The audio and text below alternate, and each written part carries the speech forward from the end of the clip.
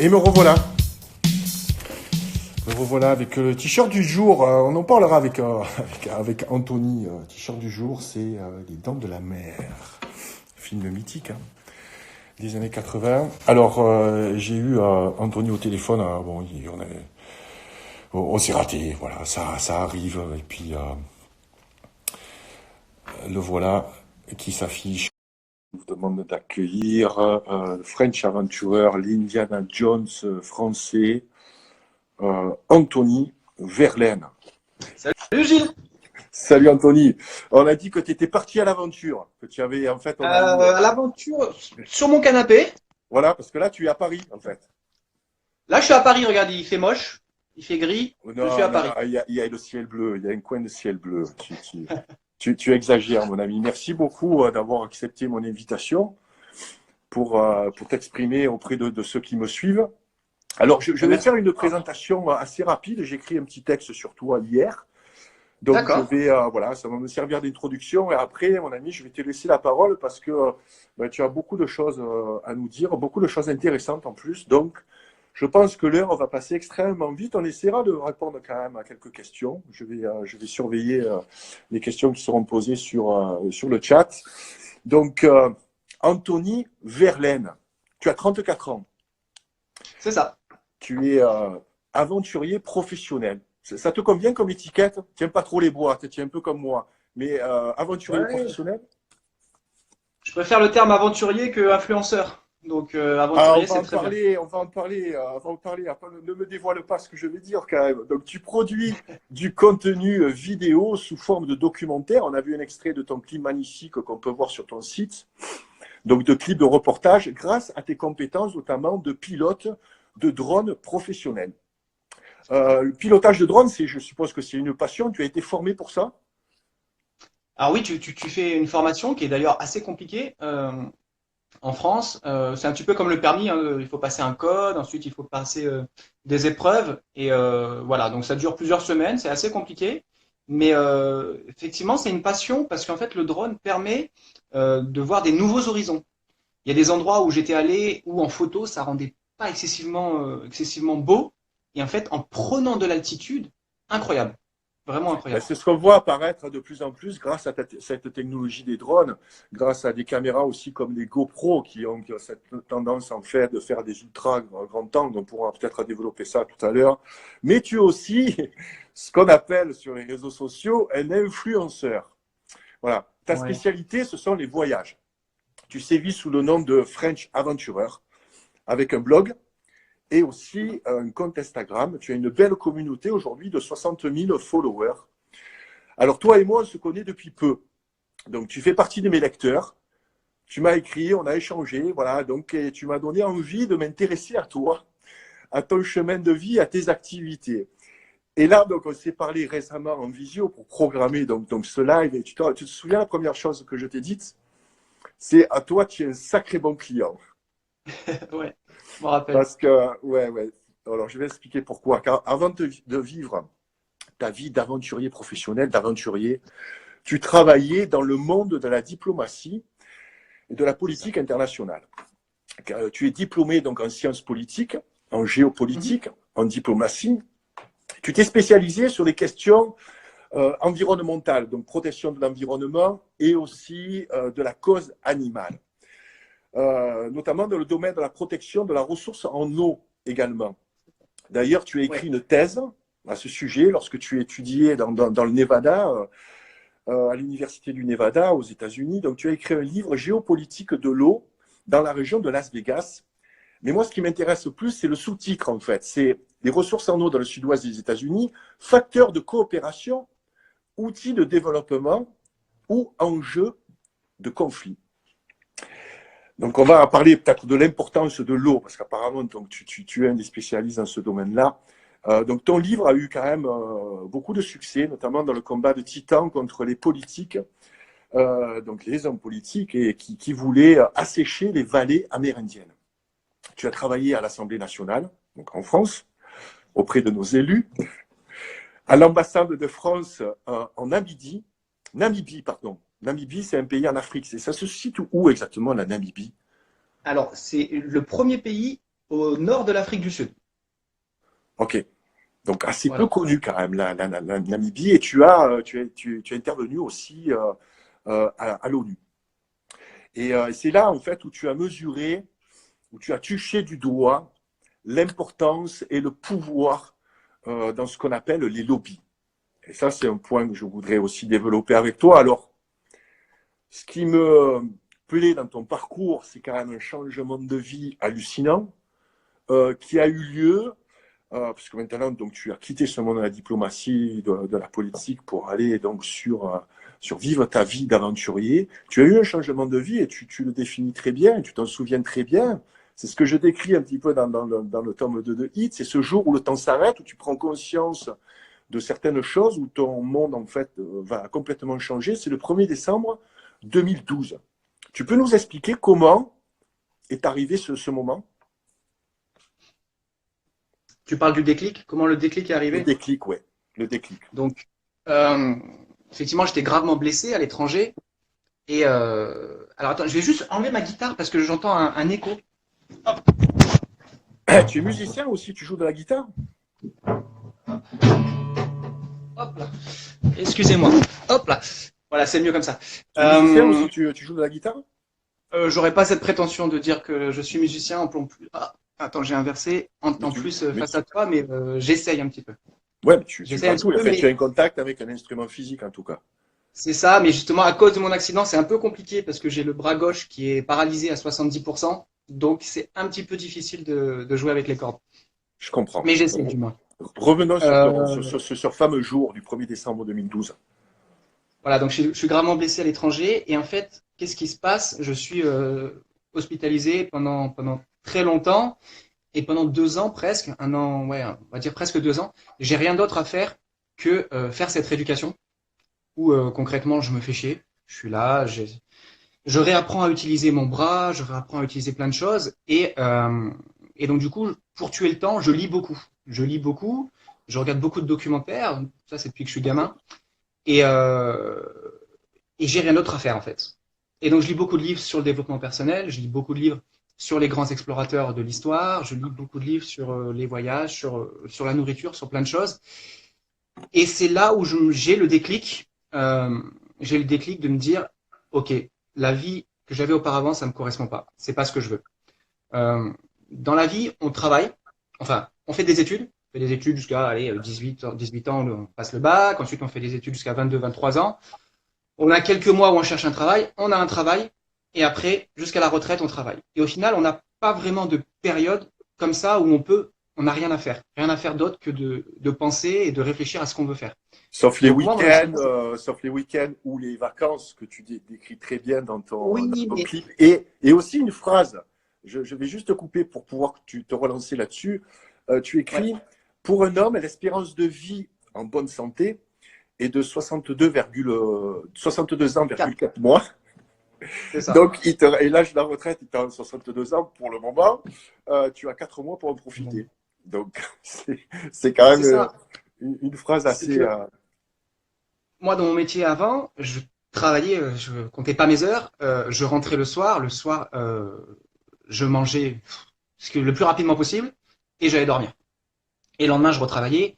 Et le week-end, bah, je dormais. Samedi matin, je dormais parce que j'étais épuisé, ou même le dimanche matin. Et en fait, comme on n'a que un jour et demi à peu près par semaine où on peut en profiter, et ben, tu en profites à fond. Et le soir, tu sors, tu fais la fête, et le lendemain, tu dors. Et en fait, toute ta semaine, tu en profites juste sur quelques heures le week-end. Et dans l'année, en fait, j'ai l'impression d'attendre tout le temps. Toute la semaine, tu attendais le week-end pour profiter. Ensuite, toute l'année, tu attendais les 3 semaines de congé que tu avais pour profiter. Et en fait, toute ta vie, j'ai l'impression que tu attends. Et tu attendais la retraite toute ta vie. Et ça, c'est quelque chose qui me correspondait pas, parce que voilà, comme je te le dis, l'espérance de vie moyenne en France en bonne santé, c'est 62 ans et 4 mois. Et l'âge de la retraite, actuellement, même s'il y a 2 jours, lors de la conférence, Emmanuel Macron a voulu reporter encore un peu, c'est 62 ans. Donc en gros, ça te fait 4 mois pour vivre ta vie, pour voyager, pour faire tout ce que tu as espéré dans ta vie en bonne santé. Oui, mais le travail fait partie aussi, moi je pense, hein, le travail peut faire partie d'une émancipation aussi, tu vois, Ouais. du moment où tu aimes ce que tu fais, ou du moment où tu peux t'émanciper dans ton travail. Excuse-moi, mais de te demander ça, mais quand même, tu étais dans un petit cocon doré quand même, parce que la diplomatie, tu vois, l'Assemblée nationale, les dorures, enfin, c'est un monde quand même assez privilégié. Et notamment, je pense que c'est un monde où tu peux prendre certaines décisions par rapport aux causes que tu défends. Qu'est-ce qui te convenait pas dans cette vie que tu avais avant, dans ce milieu-là? Alors, justement, c'est ça qui est paradoxal, c'est que tu as l'impression de pouvoir agir. Tu as l'impression tu côtoies au quotidien des ministres, des présidents, des députés, notamment quand j'étais en Namibie. Euh, mais en fait, c'est faux. C'est faux. Tu ne peux pas agir comme ça. C'est-à-dire que je vais reprendre un exemple. Je ne sais pas si on en a déjà parlé ou pas, mais je me rappelle dans le nord de la Zambie où j'étais intervenu, il y avait eu des inondations catastrophiques qui avaient fait plusieurs centaines de milliers de morts sur l'Angola, la Zambie et le nord du Botswana. Euh, Moi, j'avais essayé de débloquer pendant 6 jours non-stop, en ne dormant pas, une aide humanitaire pour aller aider ces personnes. Au bout de 6 jours non-stop à négocier, à dialoguer, j'avais obtenu 25 000 euros. 25 000 euros pour aider plusieurs millions de personnes. Ce qui est ridicule, ce C'est qui est pas déjà beaucoup. bien, mais Ouais. voilà, ce qui est ridicule. Ça, c'était 6-7 jours de négociation non-stop. Quelques semaines après, la Namibie, la seule raison pour laquelle la France est en Namibie, c'est que c'est le deuxième exportateur au monde, deuxième producteur au monde d'uranium. Ok. Donc l'uranium, Ah, ok. voilà, voilà, Areva, le nucléaire. Ouais. Euh, et je me rappelle que on avait signé un pays. Donc toute l'année, je me battais pour essayer de défendre des zones, des parcs protégés, voilà. Areva est arrivé un après-midi et ça s'est fait, je me rappelle, en 1h25. On a signé un contrat de plusieurs milliards de dollars namibiens. Enfin, c'est aussi plusieurs milliards d'euros du coup. En 1h25 pour exploiter un tiers du pays, donc le sud-ouest du pays, au sud de l'Uderitz, Ouais. euh, pour en faire une immense mine à ciel ouvert d'uranium. Ok. Ça a pris 1h25. Par contre, Pour acheter un tiers du pays. c'est ça, pour pouvoir exploiter une zone qui faisait à peu Oui, près un pour tiers du exploiter, pays. ouais. C'est peut-être bien. Alors, je me fais l'avocat du diable, hein, excuse-moi, mais bon, c'est peut-être Ouais. bien pour la Namibie parce que ça fait des rentrées quand même d'argent, ça peut aider comme ça la collectivité, non? Oui, oui, on peut voir ça comme ça, mais c'est aussi un tiers du pays. Est-ce que tu penses qu'il y a de la corruption dans ce pays également? Alors, probablement moins que dans beaucoup de pays d'Afrique. Pour moi, la Namibie, avec le Ghana et le Rwanda, sont les pays les plus démocratiques, hein, Ok, si je puis dire, d'Afrique. Mais ça reste quand même un problème très important. C'est aussi ok, quelque chose voilà, qui était très frustrant dans mon métier, c'est que moi j'essayais d'intervenir, donc j'intervenais un peu partout en Afrique pour essayer de protéger des zones, pour essayer de faire avancer les droits de l'homme, pour essayer de voilà, faire plein de choses. Et au final, l'argent, la corruption, les lobbies avaient toujours le dessus sur nos ouais. belles promesses, quoi. C'est ce qui t'a découragé alors dans ce monde-là, parce que c'est un monde qui te plaisait, je pense, parce que tu parais épanoui avec ta belle cravate et ton petit costume avec je crois que c'était un ministre ou un président avec une chemise à fleurs. Enfin, tu paraissais comme un poisson dans l'eau, quoi. C'était voilà, c'était pas aussi simple que ça. C'est-à-dire que moi, c'est quelque chose qui m'a toujours intéressé de pouvoir défendre ce continent. Déjà, je suis profondément amoureux de l'Afrique, de pouvoir essayer de faire passer des belles valeurs, de pouvoir, enfin, tout ce qu'on nous apprend en fait. La France, pays des droits de l'homme, la France avec ses valeurs. Sauf qu'en fait, quand tu creuses un peu derrière, c'est pas ça. C'est pas ça du tout. Euh, Par exemple, je vais donner l'exemple. Un jour, j'ai dû rencontrer Robert Mugabe. Je sais pas si ça te parle. Non. C'était le président du Zimbabwe Ok. qui se surnomme lui-même Black Hitler. C'est C'est le plus grand original. taré. Faut oser, C'est ouais. l'un des plus grands tarés du XXe siècle, hein, Ah complètement ouais. fou.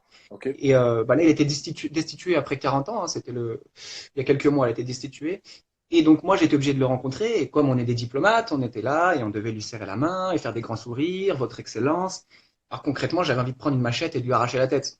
Et Ok. donc ça, c'est des choses qui Ça, au c'est fond pas de moi diplomate. me. C'est pas diplomate. La Non, ça machette, c'est pas diplomate. c'est moyennement cool ça. Et ça, c'est des choses qui en fait faisaient que je me réveillais la nuit et que je me dégoûtais un peu, enfin même complètement.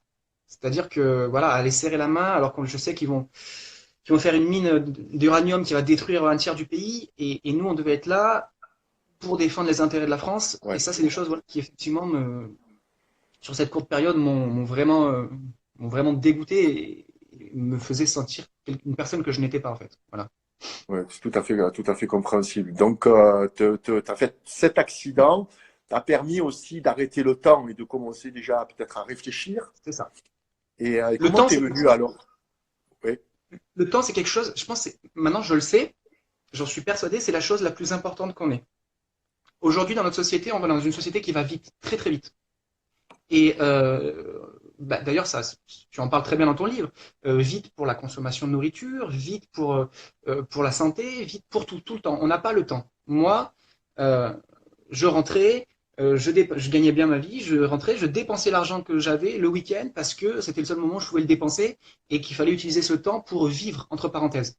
Maintenant, c'est tout l'inverse. Je prends mon temps, je fais ce que j'aime et je veux pas avoir de regrets plus tard.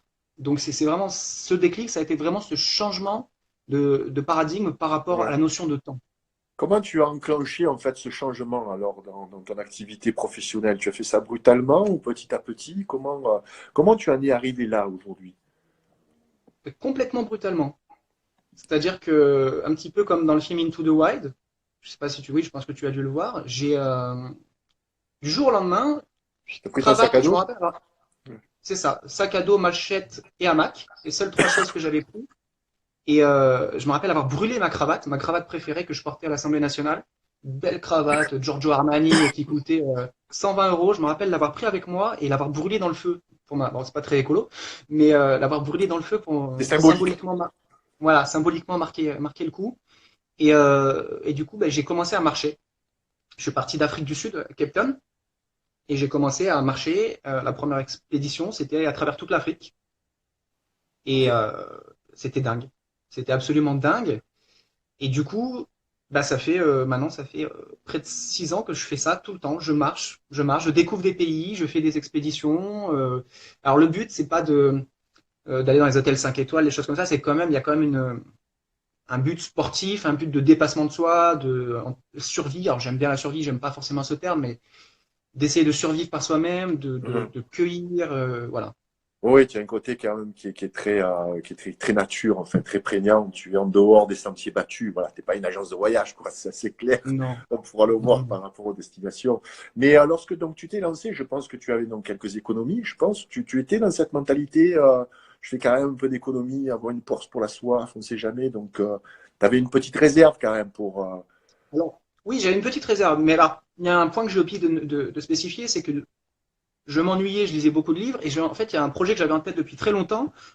C'était aussi de créer une marque de vêtements, puisque le deuxième pollueur du monde, c'est après le pétrole, c'est l'économie de l'habillement, les vêtements. De la Donc mode, du ouais. coup, j'avais cette idée en tête de lutter contre la fast fashion en créant une marque de vêtements qui n'utilisait que des produits soit bio, du coton bio, du bambou, ou soit des produits issus du recyclage. Donc, c'est-à-dire, j'avais lancé toute une collection en denim, en jean, à partir de bouteilles en plastique recyclées de l'océan.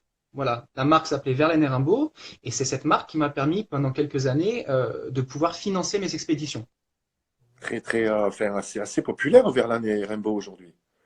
C'est Alors, ça a bien fonctionné. Je l'ai revendu en 2017, c'est pour être tout toi à donc fait qui étais honnête. à l'origine de ça. En fait, en quittant en fait un emploi comme ça de diplomate, tout ça, boum, C'est ça. tu crées la ligne, tu trouves, je Lancer pense, les personnes, les bonnes personnes, parce que je pense que tu es d'accord aussi avec ça. Lorsqu'on est sur le bon chemin, les choses se font assez facilement, en fait. Tout, C'est vrai. voilà. Rien Rien n'arrive n'arrive par par hasard. hasard.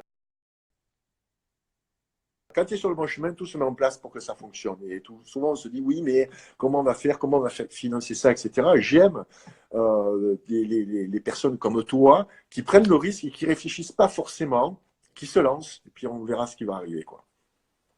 C'est ça. Et Parce que donc, alors concrètement, la marque, ça s'est lancé dans ma cuisine avec une machine à coudre, une épingle, mon bras tout bon, cassé. Et je faisais tout moi-même. Tout moi-même. Le brodage, l'impression, les colis, tout, quoi. Et puis avec le ça s'est côté développé. quand même, le côté, voilà, la conscience par rapport à la fabrication En tout cas, écoute, bravo pour cette réussite. Et donc, petit à petit, tu as commencé en fait à poster quoi, tes photos de voyage. Tu faisais profiter ceux qui te suivaient sur Alors, un blog. Tu as.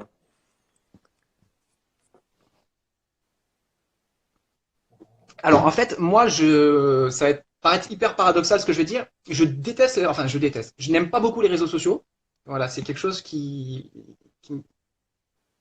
qui me perturbe un peu. Mais donc moi, je voyageais et je postais sur Facebook pour mes amis. Donc, regardez, voilà, salut, je suis là, je suis encore vivant, tout va bien. Et en 2015, donc tu vois, il n'y a pas si longtemps que ça, puisque Instagram date de 2010, hein, me semble-t-il, j'ai un ami qui m'appelle et qui me dit, Anthony, je viens de voir un reportage sur M6 sur ce qu'on appelle les influenceurs voyage, euh, des personnes qui postent des photos d'eux en train de voyager et ensuite qui sont rémunérés, qui ont des partenaires pour pouvoir continuer à voyager. Financer les Il me voyages dit, en montrant certaines choses, en faisant en fait, voilà, juste de la. c'est ça. Et il me dit, tu devrais créer un compte Instagram. Et moi, je lui dis, bon, écoute, je perds suffisamment de temps sur Facebook déjà, je suis pas hyper chaud. Et donc quelques semaines après, je me retrouve bloqué dans un, comment on appelle ça en français, dans une tempête en Indonésie où j'ai rien d'autre à faire en fait que je suis dans l'hôtel, il pleut tout le temps, donc il y a rien d'autre à faire. Et du coup là, je crée mon compte Instagram et je commence à poster des photos de mes différents voyages que j'ai pu faire. Et alors je sais pas trop pourquoi, mais ça commence à bien fonctionner. Je commence à avoir 1000 personnes, 2000 personnes, à avoir des gens qui me suivent. Et alors c'était peut-être parce que je postais des photos un peu différentes. Je postais pas des photos de Ibiza Tu New York. photographiais aussi avec tes drones. Tu avais déjà emporté avec toi les Non, drones. pas à cette époque. Pas à cette Ah, époque. c'était pas Vraiment, ok. j'avais un appareil lambda, Ok. voilà. Mais je postais des photos, voilà, du Sud-Soudan, du Sierra Leone, des dragons de Komodo, des choses un peu différentes, quoi. Ouais. Et donc j'ai commencé à avoir une communauté qui me suivait petit à petit. Et puis un jour, on me propose, je me rappellerai, c'était la première chose qu'on m'a proposé. On m'a dit, je t'offre une montre si tu me fais une photo de ma montre. Bon, bah ouais, cool, d'accord. Moi, je veux bien faire une photo de ta montre. Donne-moi une montre, elle est jolie. Ok, c'est cool. Et puis quelques semaines après, on me propose 3 nuits dans un hôtel gratuit si je fais des photos de l'hôtel. Bah ok, vamos. Moi, je suis d'accord. Ouais, Pourquoi tu n'as pas? pas forcément de l'argent, donc tu profites Bah ouais, et ces choses-là sont arrivées comme ça, je pense, ça a fait boule de c'est neige. ça. Et est-ce que tu Ouais. choisis quand même, par rapport à, quand même, tu es très, très conscientisé par rapport à l'environnement, par rapport à tout ce qui se passe. Il y a des choses que tu rejettes, est-ce que tu acceptes tout, juste par Alors, business ou, pour être tout à fait honnête, je reçois énormément de choses chez moi, directement chez moi, sans même avoir donné mon adresse. Donc, ce qui est un peu flippant. Chaque semaine, je reçois Ah bon? une quinzaine ou une vingtaine de paquets.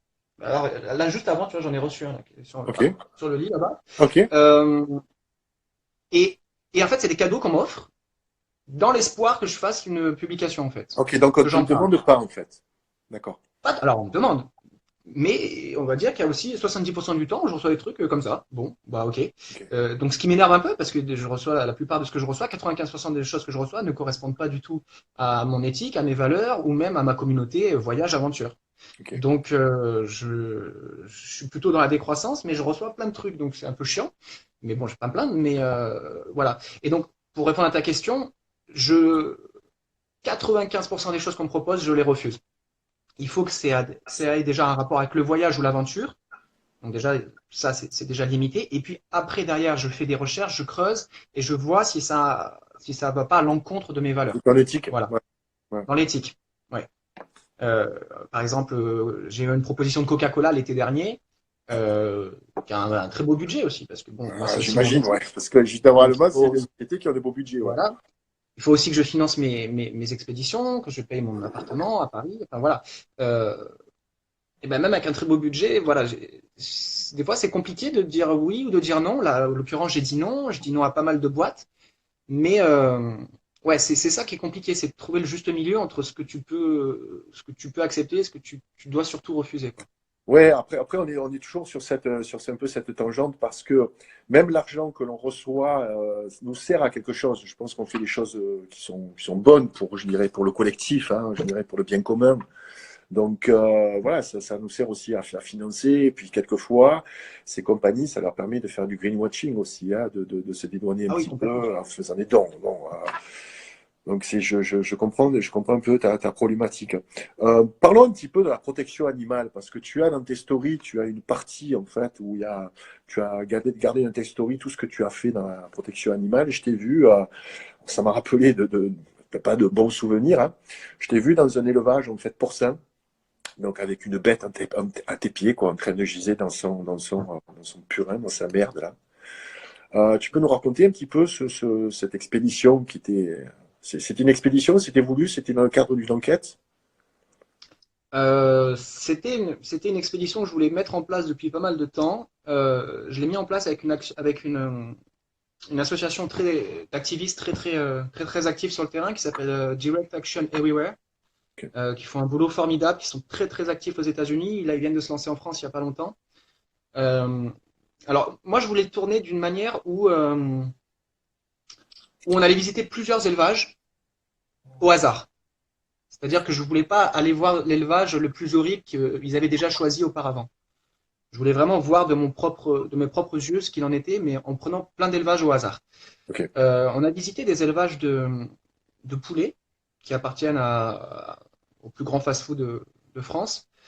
On a visité des élevages de porcs qui appartiennent aussi à ce groupe-là. On en a visité à peu près un peu moins une dizaine à peu près. Tu les as visités officiellement? Non, pas du tout, pas du tout. Ok. Je ne vais pas rentrer dans les détails, mais c'était de l'infiltration la Oui, nuit oui, à 3 heures du d'accord. matin. Ok. Ok. Ouais, parce que Euh, vraiment, tu es pas forcément invité, surtout quand tu fais partie d'associations comme ça, quoi. non, on n'est Donc, pas du tout invité. Ça peut même être un peu risqué dans certains endroits. Donc voilà, on s'infiltrait la nuit. Alors moi, ce qui m'a marqué, euh, c'est que sur tous les élevages qu'on a visités, on était en Bretagne, hein, donc on n'était pas, voilà, on était en Bretagne, là où est concentré ce genre d'élevage, ouais. qui représente 95% des élevages en France. Hein, l'élevage intensif, c'est 95%. Euh, il n'y a pas un seul élevage où il y avait des normes respectées au niveau de l'éthique, au niveau de la souffrance animale. Pas un seul sur tous ceux qu'on a visités.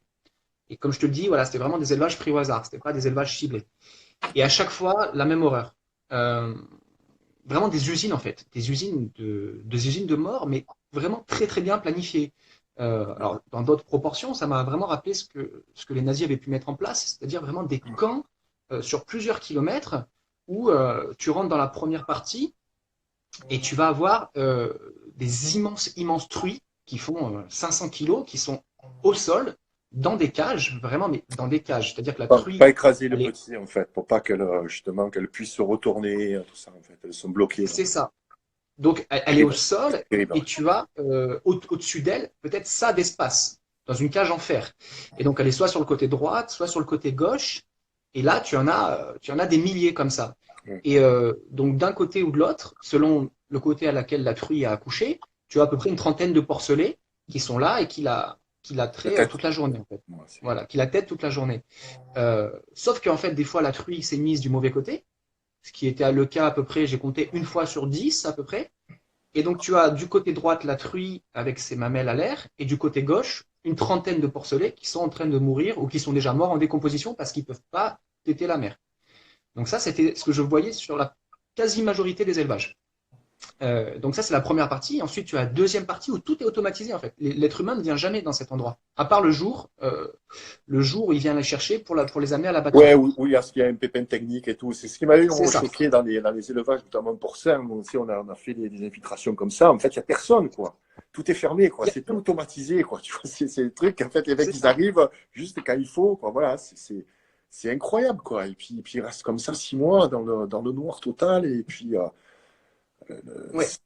je pense que, je sais pas si vous y êtes allé à plusieurs, vous étiez conscientisé, déjà vous vous attendiez de voir ce que vous alliez voir. Moi, c'était vraiment une grosse surprise aussi, mais je m'attendais pas à voir ce que j'ai vu. Mais je pense que quiconque le voit, le vit, peut pas manger du porc après, ou peut pas manger des poulets ou de la viande ou du cheval. Si tu vois les conditions d'élevage, Ouais. ou alors il faut pas avoir Clairement. de cœur, je pense. Tu vois, je pense qu'il y a, et même les images que l'on montre et que tu montres, il y a encore ce filtre parce que t'as pas le son, t'as pas l'odeur. tu vois. Ouais, l'odeur. L'odeur, Et, c'est horrible. Alors en fait, l'eau- il y a à peu près 20% dans les élevages où on est allé, on a compté, il y a à peu près 20% des cochons qui mouraient avant le jour de l'abattoir. Mais vu que personne ne vient, les cochons sont toujours là pendant ouais, plusieurs semaines, plusieurs mois en décomposition au milieu des autres cochons. Et ce que l'on a pu voir plein de fois, c'est des cochons qui deviennent complètement fous et qui mangent les cochons en décomposition. Donc il y a une odeur qui est horrible ici, mais il y a une poussière, une puanteur incroyable.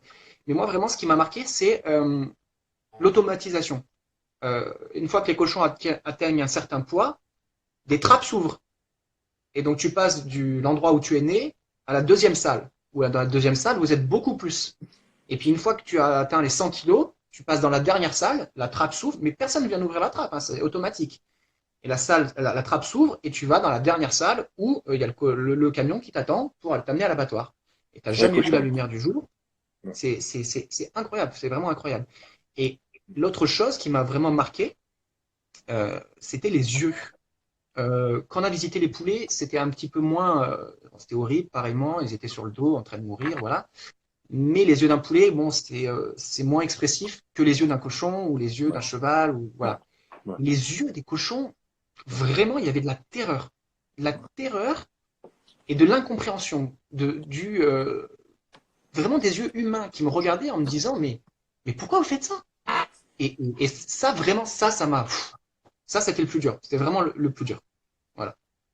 donc tu as été, Donc, tu as été assez actif de par ce que tu fais. Alors je vais juste couper deux, trois pas. C'est polémique, hein. Vous parlez beaucoup là sur le chat des influenceurs, influenceurs, influencés. Voilà, donc c'est dur de faire un choix, blablabla, blablabla. Ne jugez pas, mes amis, hein. Vous n'êtes pas là pour juger. Et puis je vous dis, il faut pas c'est le problème lorsque je m'exprime en France aussi. On n'a pas du tout ce souci-là, tu le sais, aux États-Unis ou au Québec, où il faut montrer pour qu'on a réussi, pour montrer qu'on a réussi, il faut montrer qu'on a de l'argent.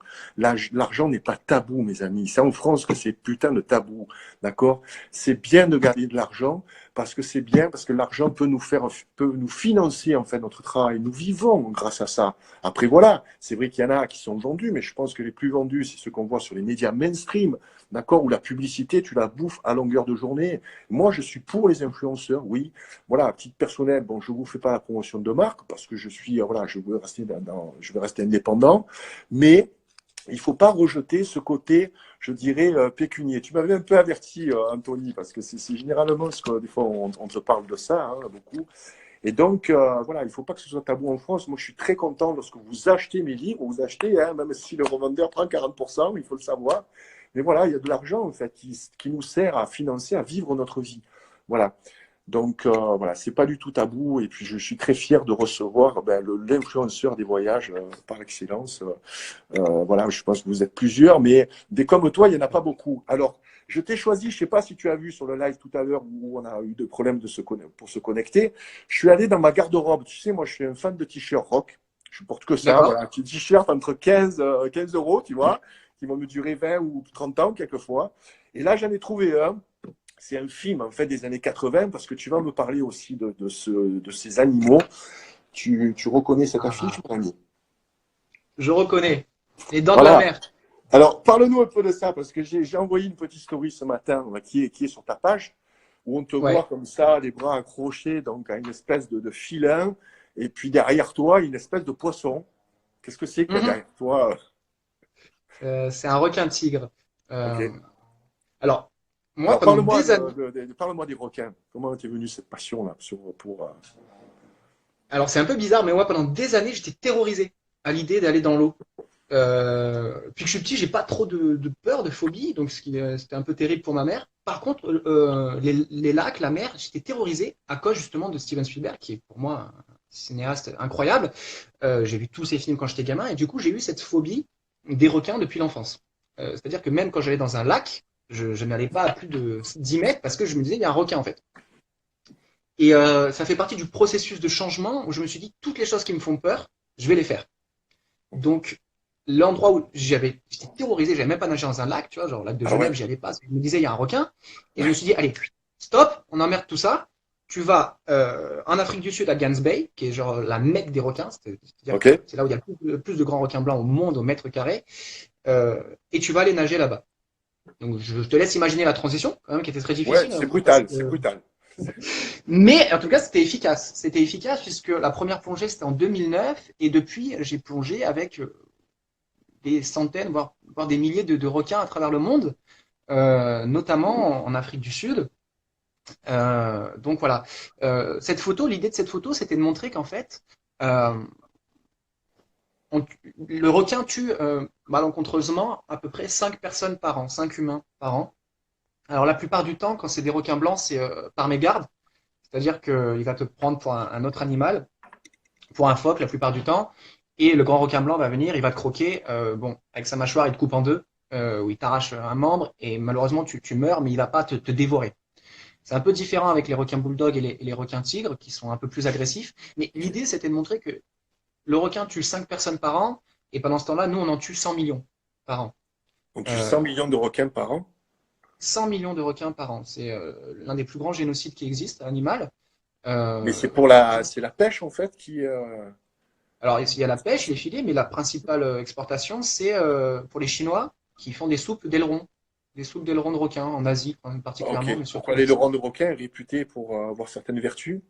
C'est toujours la même chose, c'est comme avec la corne de rhinocéros, avec les défenses d'éléphants, c'est tout est rapporté à l'aquan. Des Oh, vertus aphrodisiaques, ok. voilà. Donc après, Ok. moi je suis dans une optique où j'essaie de jamais juger, tu vois, même par rapport aux cochons, même par Oui, rapport, oui, oui. j'essaie Je suis pareil que de me toi. mettre Je à suis la comme place toi. me mettre à la place des gens pour comprendre. Tu vois, si depuis que tu es petit, la médecine traditionnelle chinoise te dit que si tu manges un aileron de requin, bah, tu vas bander. Bon, bah voilà, on peut expliquer à la personne, mais on peut pas la juger. Donc voilà, l'idée c'était de montrer que c'est pas parce que tu vas être dans l'eau que le requin il va venir, il va t'attaquer, il va te dévorer, et c'est fini. Non, moi j'ai nagé plein de fois en dehors des cages, j'ai nagé plein de fois, bah, comme sur la photo, avec des requins, et il se passe rien en fait. Il se passe rien si bah, si t'es Mais pas la agité, si première t'as pas. fois, raconte-moi la première fois. Je suis sûr que tu as flippé quand même. Que Alors, Alors, on nous la dit que première, c'est vrai que Spielberg, par rapport à une certaine génération, il a fait de nous des ouais. personnes qui ont peur de l'eau. Ouais, ça a été mon cas aussi. Mais raconte-moi cette première fois où tu t'es Alors la trouvé première fois face à c'était la. horrible. Horrible parce que pourquoi Gans Bay, c'est en Afrique du Sud, c'est donc tout au sud, au sud, au sud, donc l'hémisphère sud, donc tout au nord. L'eau est gelée. On est pas loin du Cap de Bonne-Espérance, donc voilà, ça bouge Ok. énormément. Tu prends le bateau de nuit à 5 heures du mat et tu arrives pour le lever du soleil sur la place. J'étais avec un couple de Chiliens, je me rappellerai, ça m'a marqué, un couple Ouais. de pêcheurs chiliens. Donc des mecs, des pêcheurs, quoi. Donc le bateau, tout ça, ils connaissent. Ouais. Et on met la combinaison, hop, ça bouge, c'est un enfer. Et on prépare la soupe, donc la soupe avec un peu de tête de poisson, un peu de choses comme ça. Et on met cette soupe dans l'eau. Et 3 secondes après, les requins qui arrivent, les ailerons direct, des Waouh. monstres. Enfin, Wow. physiquement énormes, énormissimes, vraiment des monstres. Et, euh, et là, le mec il dit bon bah allez, on y va. Alors là, tu lui dis tonton, non non, Mais, on n'y va pas, on se calme, tu me ramènes à l'hôtel là. mais Et en tu fait, plongeais pas dans des cages? Il n'y avait pas des cages? si là c'est dans une cage. Là, pour la première Ah fois, là, c'est dans une c'était dans cage. une Ouais, cage, d'accord. Même dans la cage, tu voulais pas y aller alors. C'est ça. ouais, attends, il est 5 heures du mat, il fait 8 degrés, l'eau elle est gelée. Ouais, mais tu es Et un le truc, aventurier quand c'est même. qu'en fait, on y va. Je vais dans la cage avec le couple de Chiliens et on arrive dans l'eau. Et là, la femme du pêcheuse commence à vomir. Donc je me dis, waouh, mal de mer, peur ou je sais pas. Du coup, qu'est-ce qui se passe? Ça excite les requins encore plus Ah ouais. et on commence à avoir 3 grands requins blancs autour de la cage. Enfin, c'était ouais, pour une première plongée, c'était assez rigolo quoi. Il y avait un peu tout. Et ce qui est impressionnant, c'est quand tu es sous l'eau, c'est de voir la puissance de l'animal. C'est-à-dire que Tu quand il ressens cette nage, puissance quand tu ah, l'as tu la en face ressens. de toi. Ok. C'est incroyable. La vitesse, donc l'eau n'est pas forcément très claire, et tu vois à peu près à 3 4 mètres, et tu vois une ombre tout d'un coup qui arrive, et en une seconde, elle est sur la cage. Ça, c'est très impressionnant. Mais ce qui est impressionnant, c'est, voilà, comme je disais, la puissance, c'est-à-dire que quand il nage, il déplace de l'eau en dessous, et toi, dans la cage, tu ressens, tu es ballotté dans la cage. Juste avec un coup de queue, tu sens la puissance de l'animal. Donc, non, magnifique, incroyable, une expérience incroyable, et je suis automatiquement tombé amoureux de cet animal. Donc, je le respectais encore plus, parce que j'ai vu effectivement sa puissance, sa rapidité, mais j'ai une certaine fascination qui a fait que j'avais envie de replonger avec eux, encore et encore. Ok. Voilà. Ok. Et donc tu as Voilà comment plongé il meurt. maintenant de nombreuses fois donc avec les requins, je passe dans pas mal de pays. Est-ce que tu sais, nous on va se rendre sans doute au Cape Cod là, le mois prochain. Au Cape Cod, tu sais, bah, c'est là en fait où ils ont tourné, je crois, les Dents de la Mer. Ah oui? Ok. Et le Cape Cod, apparemment, il y a un point aussi par rapport aux requins. Donc D'accord. je ne sais pas si tu connais cette région, toi, des États-Unis? Non, le Cape Cod, je connais pas très bien. Tu sais quel genre de requin c'est? Écoute, on va se renseigner, je te parlerai de ça, je te tiendrai au courant. Moi, c'est un des rêves de Valérie, donc là, quand tu as parlé de ça, elle a une peur très forte des requins. Peut-être on en racontera dans son live, mais parce qu'elle avait vécu à La Réunion, elle a vécu à La Réunion, et puis un jour, elle est tombée Ouais. face à face avec un La tigre. Réunion, c'est. Voilà. Et puis, voilà, c'est lui est resté, donc elle le veut absolument, parce qu'elle est amoureuse, en fait, voilà, de ces êtres quand même exceptionnels, quoi. Ouais. Et pour en revenir au voyage, tu le dis dans ton blog, il ne faut pas forcément avoir beaucoup d'argent pour partir dans des destinations lointaines. Et on Ouais. peut voyager comme ça à moindre frais. Qu'est-ce que tu peux nous dire là-dessus? Oui, alors ça, c'est quelque chose qui revient souvent. On pense souvent que je suis milliardaire ou que j'ai beaucoup d'argent. C'est absolument pas le cas. Euh, Moi, la plupart de mes voyages, je les ai faits à pied ou en stop dans un premier temps. Alors maintenant, j'ai la chance qu'on me propose des fois, des compagnies aériennes me proposent des billets d'avion. Euh, alors j'essaie dans la majorité des cas de prendre le train, si c'est possible. Traverser l'océan, c'est pas possible. Euh, mais non, il faut pas nécessairement avoir beaucoup d'argent. C'est-à-dire que euh, aujourd'hui, c'est pas la même chose qu'il y a 20 ans. Moi, je me rappelle la première fois que j'ai pris l'avion, c'était en 91. Euh, et je me rappelle qu'on avait payé l'équivalent en francs. Ouais, ça ferait 1200 € aujourd'hui pour aller juste au Baléares, qui est à côté de l'Espagne. C'était 1200 €. Aujourd'hui, tu peux aller partout pour 10 balles, 20 balles, 30 balles. Tu peux Ouais, aller surtout qu'il y a, quasiment des- il y a- partout. il y a des sites aujourd'hui, des sites sur des ventes enfin, au dernier moment, c'est ça, des ventes flash, En fait, c'est il faut pour. savoir bien s'y prendre. Il faut savoir s'y prendre un peu en avance. Il faut savoir faire des comparaisons. Et maintenant, tu peux aller aux États-Unis pour 300 euros. 300 euros, faut pas être fortuné pour aller aux États-Unis pour 300 euros. Après, sur place, il y a des techniques. Tu te déplaces, tu prends les transports en commun. Moi, je fais du stop. Alors après, c'est plus ou moins facile selon les personnes. Tu peux faire des bivouacs, tu peux dormir dehors ou tu peux dormir dans des auberges de jeunesse. Les auberges de jeunesse, c'est entre 5 et 15 balles autour du monde. Donc, tu peux faire un tour du monde sans être forcément milliardaire. Vraiment. Surtout si Il y a tu même. évites comme ça les pays touristiques ou si tu évites les vacances comme ça qui sont, voilà, qui sont aujourd'hui communes, hein, les destinations, tu vois, où tout le monde va et qui sont très très touristiques. Toi, quand même, tu mets en avant, enfin, des endroits ou même des pays hein, qui ont pas ce côté, je dirais, touristique, mais si tu vas vraiment à la découverte, quoi, de l'essence même. Bah, là, par exemple, il y a quelques mois, j'étais au Panama. Je me rappelle, j'ai payé 319 € mon billet d'avion Paris-Panama City, aller-retour. Donc, ce qui est relativement peu cher. Hein, voilà. Je suis arrivé au Panama et ensuite, je me suis déplacé à travers le Panama, le Costa Rica et le Nicaragua en stop ou en transport en commun. Je suis revenu en France, j'avais dépensé moins de 800 euros. Donc, et je suis resté près de 2 mois. Donc, Et tu sais vivre avec peu aussi. Tu sais, voilà. c'est ça, c'est ça.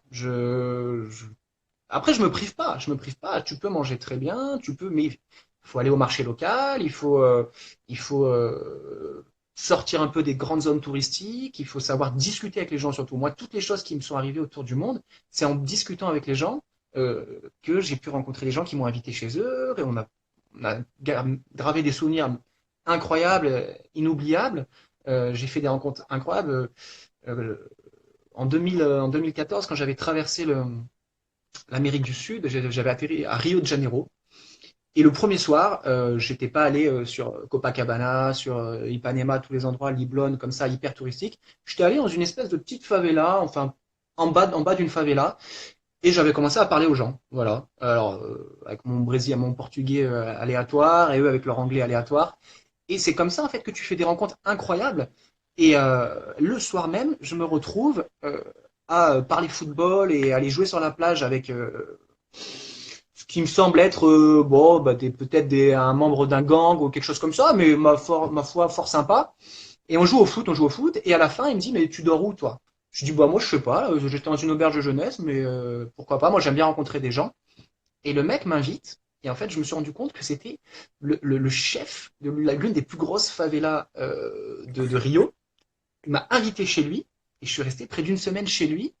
Alors, il y avait des gardes armés, il y avait, enfin, c'était un film. Mais Ah tu vois, ouais, c'est ce genre de rencontre que tu ferais jamais ouais, si tu parlais pas aux gens. ouais, Et, et quelques semaines après, je me retrouve en Uruguay, et là, il m'arrive quelque chose qui est complètement différent. Donc, pareil, je parle à un couple assez âgé, sur la plage, je suis en train de manger, je parle avec eux, on parle. Et puis, pareil, ils me disent, bah, viens dormir chez nous, tu vois. Donc, moi, j'y vais, je dis, bah, super, je vais rencontrer des gens, ils vont me raconter leur histoire.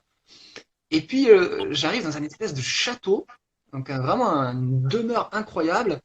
Et je commence à parler avec eux. Et puis, en fait, eux, ils n'étaient pas vraiment locaux, ils étaient plutôt blonds, aux yeux bleus. Et je me dis, bon, ok, d'accord. Puis, je commence à avoir des tableaux un peu sur les murs. Et en fait, je me rends compte que leur grand-père, sur les photos, il y a quand même des beaux uniformes nazis. Voilà, des trucs un peu bizarres. ouais. Euh, et puis, voilà, en parlant avec eux, en fait, je me rends compte que c'est. Alors, la femme était une comtesse autrichienne. En fait, c'était d'anciens nazis, hein, voilà, clairement, qui avaient fui l'Europe pour se réfugier en Uruguay et qui vivaient maintenant en Uruguay, voilà, un peu caché, enfin pas vraiment caché, mais Ouais, il n'y a pas voilà. d'extradition en Uruguay, c'est ça? C'est pour ça C'est que. ça, exactement. Du coup, tu vois, des rencontres de genre de personnes que tu rencontrerais jamais si Ouais, tu restais comment en tu as couple. réagi? Comment tu as réagi lorsque tu as découvert ça et leur passé? C'était très compliqué. C'était très très compliqué. Alors, Que- Est-ce que tu en as je vais parlé? pas. Est-ce que tu en as parlé? Non, on n'en a pas parlé. On n'en a pas parlé. Elle m'a dit clairement ils avaient fui l'Europe, mais ils sont pas rentrés dans les détails. Voilà. Après, j'ai compris. Ils ont compris que j'avais compris. Je me suis dit pendant quelques minutes, est-ce qu'ils vont pas me zigouiller? Bon, non, ils ont 85 ans, ça devrait aller. Euh, mais Tu as des préjugés, tu as des préjugés. Il ne faut pas avoir de préjugés. Les gens ont changé, tu ah, vois. C'était juste voilà, des reliques. oui, Tu sais, moi, j'adore Motorhead. J'adore Lemmy. Et Lemmy, en fait, est un grand collectionneur de la Deuxième Guerre mondiale. Il a des reliques d'accord. aussi, tu vois, de ça. Ouais. Souvent, il a dit c'était un nazi et tout, parce qu'en plus, il avait des casquettes, les trucs. Donc, et pas du tout, quoi. Pas du tout. Quand tu connais le personnage, que tu lis ses écrits, non, pas du tout. Mais le gars, en fait, c'est un collectionneur. Il adore tout ce qui se rapporte à la Deuxième Guerre mondiale. Et c'est vrai que tout ce qui est allemand, ben, voilà, ça a quand même une sacrée importance, tu vois. Donc, mais bon, peut-être que ben, lui, il n'a pas fui, par contre. Il n'a pas vécu cette période-là. Il Ah, n'était pas autrichien, tu moi, vois. c'était très mitigé quand même. Moi, c'était très, très mitigé. Mon grand-père était un grand héros de la Seconde Guerre mondiale, de la résistance française. Donc, j'ai ces valeurs en moi. Voilà, d'ailleurs, j'ai un C'est bien. tatouage de la résistance française sur le bras, là. Ok, montre-nous. Donc, ouais, Je vois pas. hop, Montre-nous. hop là. Je sais pas si on va bien voir. C'est le petit triangle rouge. Ah, ok. Euh, Ah, ok. Pendant la Seconde Guerre mondiale, les Juifs Oui. avaient une croix jaune dans les camps de Ouais. concentration, les Ouais. homosexuels avaient le rose, et les résistants, les opposants politiques avaient un petit triangle rouge. Ah bon, Du ok. coup, Ben, voilà, moi je me suis fait ce quelque chose. tatouage. Merci beaucoup. Merci Voilà, je t'en beaucoup. prie. Écoute, j'ai beaucoup de beaux commentaires sur ce live, voilà, qui est passionnant. Il y a une personne qui me demande combien de Ouais. langues tu parles. Est-ce que tu es doué en langue? Alors, j'aime beaucoup les langues, et forcément, sur place, bah, tu apprends. Tu apprends, donc en plus, si tu rencontres des gens, voilà, si tu rencontres des filles, tu apprends encore plus rapidement. Oui, je parle bien 4 langues à peu près. Puis après, je peux en baragouiner, on va dire, 3 autres de plus à peu près. Le plus important pour toi pour voyager, c'est quand même de maîtriser un minimum l'anglais, je suppose. Hum, oui, maîtriser un minimum l'anglais, c'est important. Après, je dirais que c'est pas nécessaire. Pour moi, vraiment, ça, c'est une philosophie que j'ai pu apprendre en Asie, notamment au Népal. Le sourire, en Inde aussi. Le sourire, c'est dingue. C'est un pouvoir qui est absolument incroyable. Euh, Essayez à Paris. Alors moi, je le fais à Paris. Ça m'amuse vraiment. Dans le métro, vous allez sourire à quelqu'un. Ouais. Donc au début, la personne va vous prendre pour un taré. Voilà. Ah, mais à Paris, c'est très compliqué. Mais c'est quelque chose de très contagieux. Tu souris à quelqu'un et après tu sors du métro et en fait, tu vois vraiment que ça a un effet. Et durant mes voyages, moi, je vais voir les gens et je leur souris. Alors, je m'en fous. Il y en a peut-être 20% qui me prennent pour un fou, un taré, un psychopathe. Mais les autres, ils vont me sourire et ça permet de parler. Voilà. Et donc ça, c'est vraiment un pouvoir qui est très, très important. Je m'en suis rendu compte quand j'ai vécu avec une tribu ancestrale dans le nord de la Namibie, à la frontière avec l'Angola. J'ai vécu plusieurs semaines avec une tribu qu'on appelle les Zimba, qui est l'un des 3 peuples dans le monde qui n'a jamais évolué, entre parenthèses, parce qu'ils sont très évolués pour moi.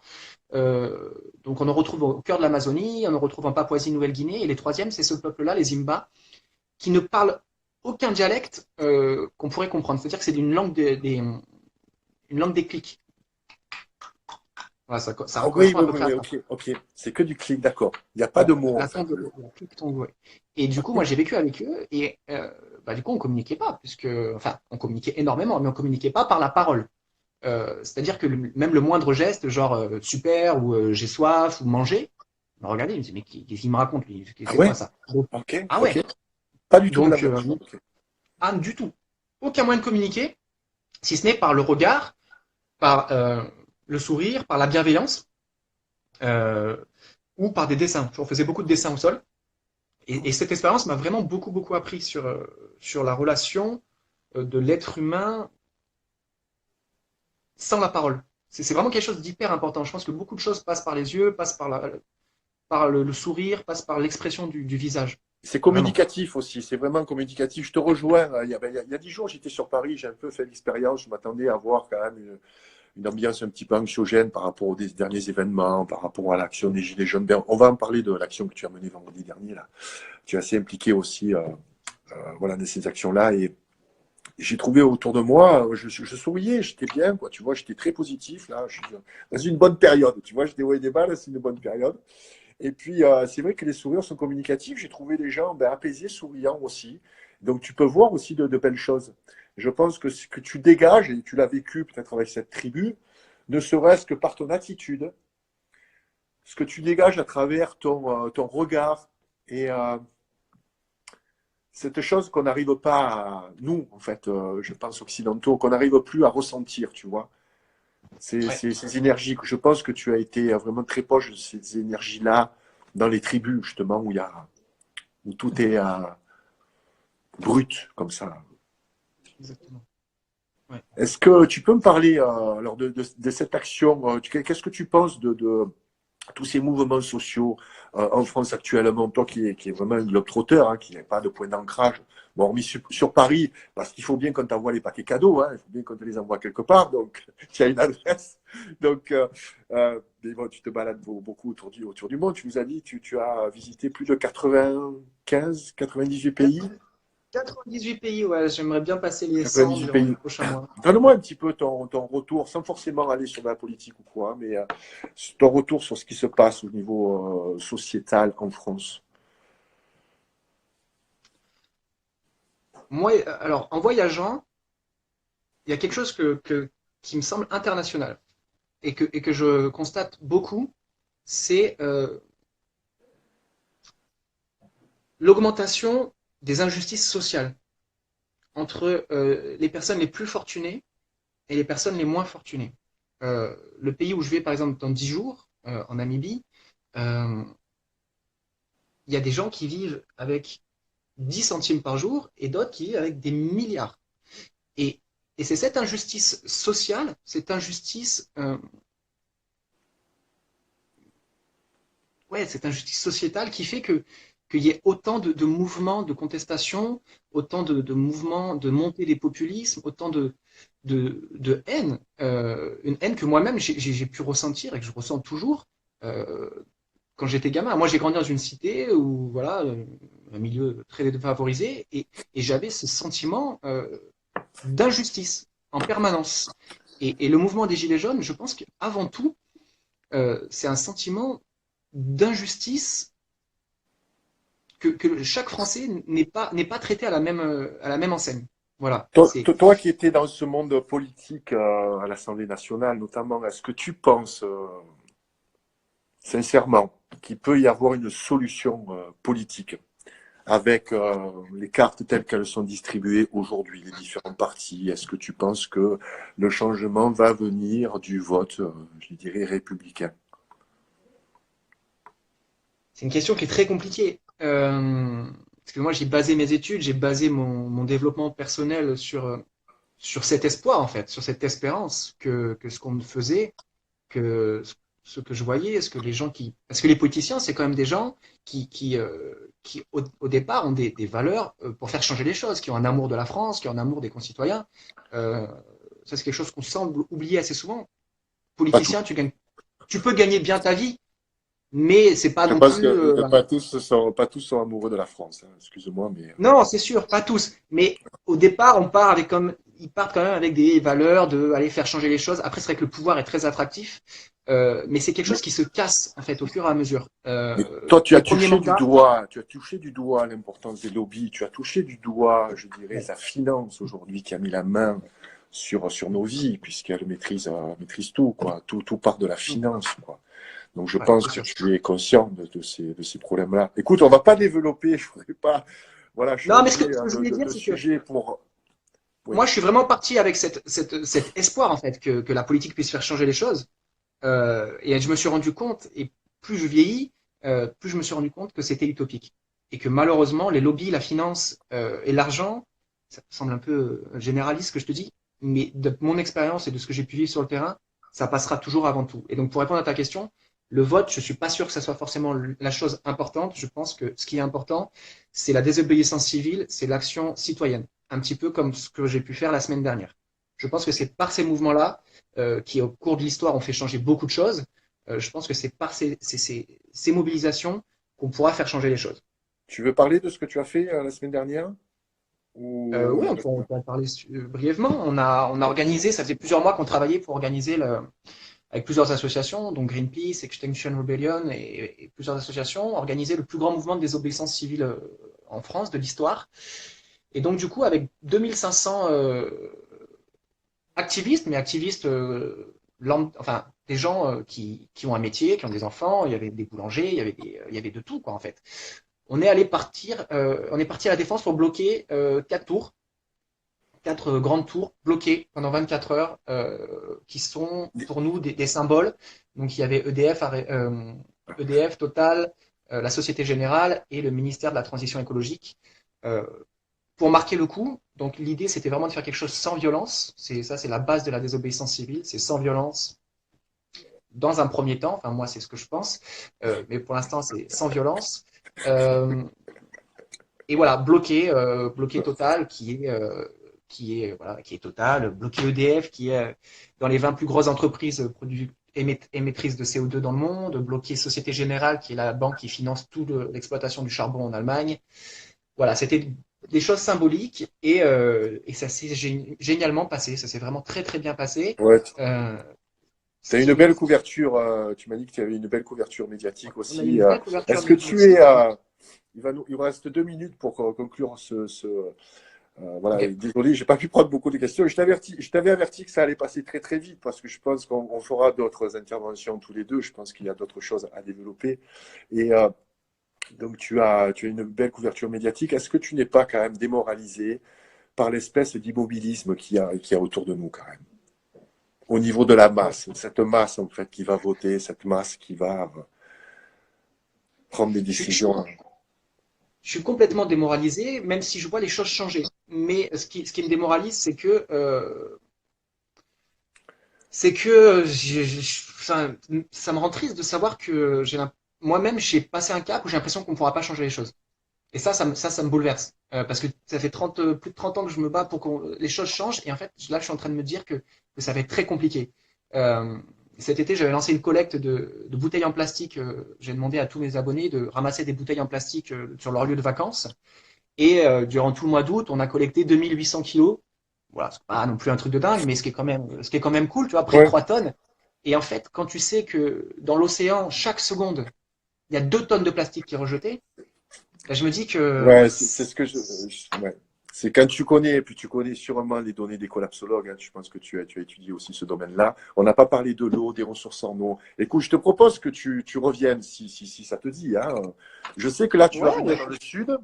Tu vas venir dans le sud. Je Tu veux viens nous parler demain. de. Voilà, tu Je vas viens donc demain dans le visiter sud. un endroit où tu vas rester en recueillement pendant quelques jours, c'est ça? C'est ça. J'essaie Et de prendre 2 fois par an une petite semaine où je déconnecte des réseaux sociaux, je déconnecte de tout ça pour Noël et puis là pour mon anniversaire la semaine prochaine. Et donc du coup, je vais dans un gîte qui s'appelle le Paillanais d'ailleurs, voilà, où je vais aller faire de la méditation, faire du sport, voilà, me poser un petit peu loin de tout ça, quoi. On va se contacter, on va essayer de se voir.